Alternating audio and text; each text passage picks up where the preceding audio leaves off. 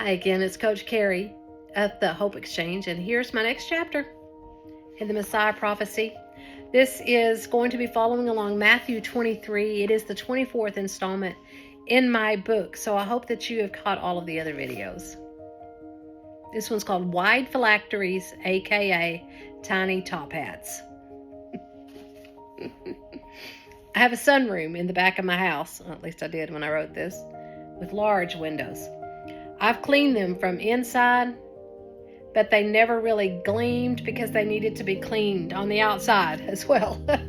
At times when the light would hit them just right, I'd be reminded of this and become determined to rectify this someday. One morning, I finally decided that the time had come to clean them in their entirety. It was quite the operation. I first gathered up the washcloths and supplies that I would need. I then had to open the windows from the inside and remove the screens. Then I had to close the windows, go outside, sweep away the dust from the glass. Finally, as I polished each pane, I would step back to make sure I'd miss a spot. To my chagrin, one of the panes was not fully clean, so I returned and polished the inside of the pane again. Irritatingly so, the spots remained.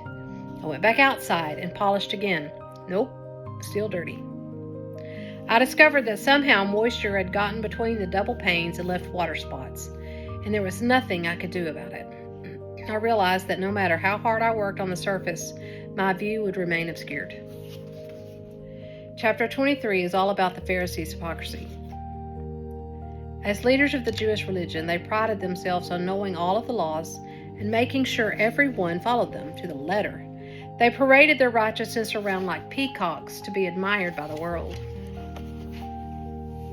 Jesus noticed that their phylacteries were wide and their tassels were long. Verse 5. So I know what a tassel is, but what in the world is a phylactery? And why should you not want a wide one? Matthew's readers would not have needed a dictionary or Wikipedia to explain this to them. In fact, some Jews today still wear these. A phylactery is a small box containing key scriptures that is worn on the forehead or left arm. Very easily found on Google Images. It reminds me of a tiny top hat. The Pharisees wore extra wide phylacteries to demonstrate their righteousness. Long tassels were also a sign of the surpassing devoutness of a Pharisee. On the outside, the Pharisees looked the part, but their hearts were full of greed and self-indulgence. Verse 25. Like my window pane. No matter how beautiful on the outside, the core would remain ruined. Jesus spoke the entire chapter about the hypocrisy of the Pharisees, but he was not talking to them. He was talking to the disciples and the crowd and instructed them not to do what the Pharisees were doing. Verse 3. We see by the end of the chapter that he was giving the Pharisees over to their pride, for that is all the reward that they would receive. The message was, for those who exalt themselves will be humbled, and those who humble themselves will be exalted. Verse 12. Let us all learn from this message, and let the Pharisees be our morality lesson on humility. Let us put our emphasis on Christ instead of on ourselves. Our deeds are nothing. His deeds are everything. Ephesians 2:8-9 agrees.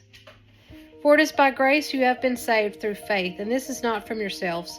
It is the gift of God, not by works, so that none of you can boast. If we are to boast, let us boast in our weaknesses, 2 Corinthians 12:9, because that is when Christ's strength is made apparent. The Pharisees raised themselves above everyone else seeking position and praise. Rather, our garment should be humility, in which we put everyone else above ourselves, highlighted in Philippians 2:3-4. Do nothing out of selfish ambition or vain conceit. Rather, in humility, value others above yourselves, not looking for your own interests, but each of you to the interests of the others. How would you rate yourself at this? Many people post things on social media that are really just wide phylacteries and long tassels. We tend to want to polish up the image to make ourselves look good. We crave those likes and shares. Not that we should air our dirty laundry online instead, no. Don't do that. My point is that we should really take a hard look at the pride in our lives today. How much energy do we spend telling the world how great we are?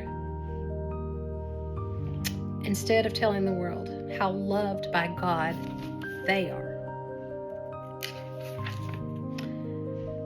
Father, I really want my life to be a clear window so that the world can see an unobstructed image of the Messiah. Search my heart, O Lord, and reveal my unclean way in me. Scrub away the grime of pride and self-promotion.